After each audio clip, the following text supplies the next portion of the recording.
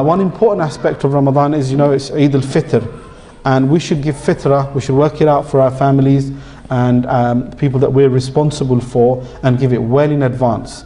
Fitrah shouldn't be given on the day. It should go to the poor so they can enjoy Eid.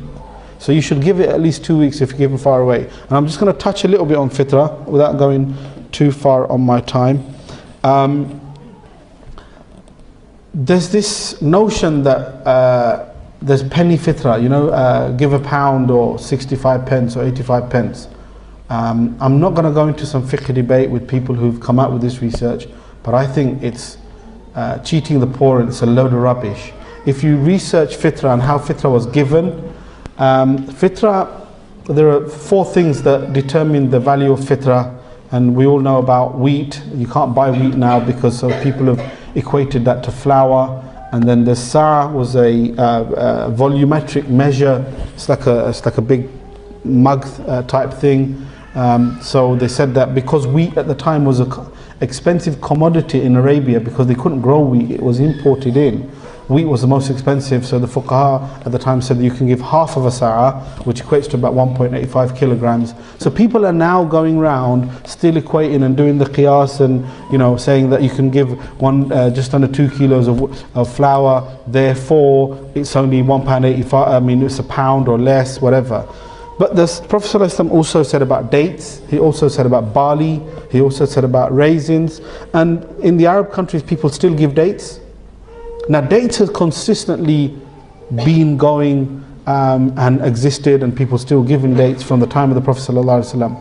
Now I've done some research and spoken to a lot of other scholars about this. It's a debate that we want to bring up in this country. In the Muslim countries, especially in the Arabian Peninsula, the Muslims used to give dates according to their status. So in Saudi Arabia, if you are a poor Muslim, you'd give the cheap dates, and if you're a rich Muslim, you'd give ajwa dates. Now ajwa dates, 2 minutes. Ajwa dates cost around £20 a kilo, if I'm not mistaken, in the UK.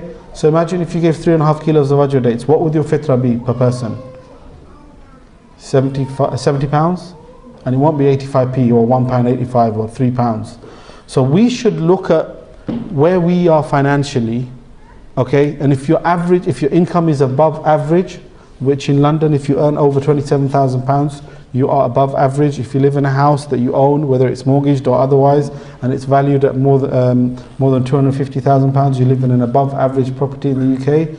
So that pretty much says that we are above average. If you're below average, then you give the lesser amount. The cheapest dates available in Saudi Arabia are around £3-4 a kilo. So I personally am pushing that fitrah should be around £10 to about £100, and it should be vary on the person. You guys can look up and do more research on this, but please don't give a couple of pound on Eid day. And it's just not. It's been miserly with your sadaqah.